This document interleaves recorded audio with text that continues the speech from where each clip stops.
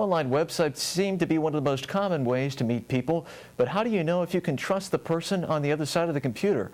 Fox UP News reporter Gabriella DeLuca has more. Gabriella? David, online money scams happen every day, but for one UP man, he lost thousands of dollars and, according to him, the ability to love again. In a sea of online dating profiles, it may be hard to weed out which ones you can trust. One UP man says he should have thought twice before traveling across the globe to meet his online lover. Tom Shook of Sidnaw met her on the online dating website LatinAmericanCupid.com. 2 years later, he found himself heavily in debt. All told, I lost between $30,000 and $40,000. Wiped out my savings and went in debt. That's bad enough, but the real hurt is the emotional one.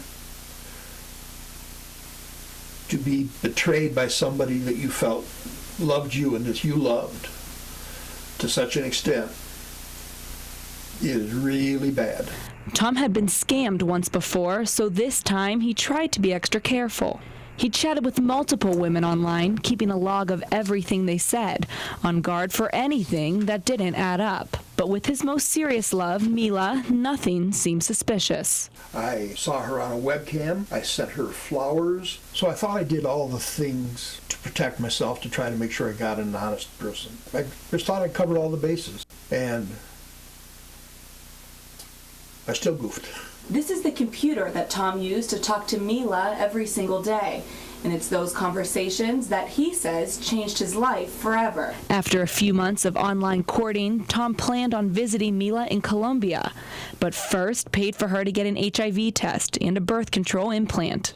Mila told him that there were complications with the surgery and asked Tom for more money. Little did he know, all of it was fake. I decided it was a good time to go down and to see what was going on. I could see the bandage on her arm. I did not ask to have it removed to take a look.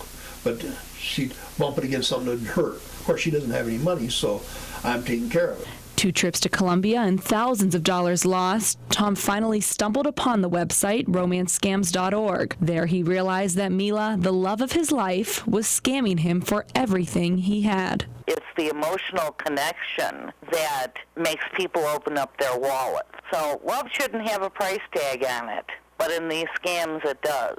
Tom says he can sum up in one word why he found himself in the hoax. Loneliness, a sense of hopelessness. He's no longer talking to Mila, but he still has feelings for her. Do you still love her? That's real confusing. Yeah, I would have to say I do.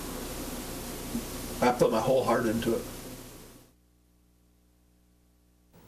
The biggest tip on romancescams.org is, if your online lover is asking for money, stay away because it most likely is a scam.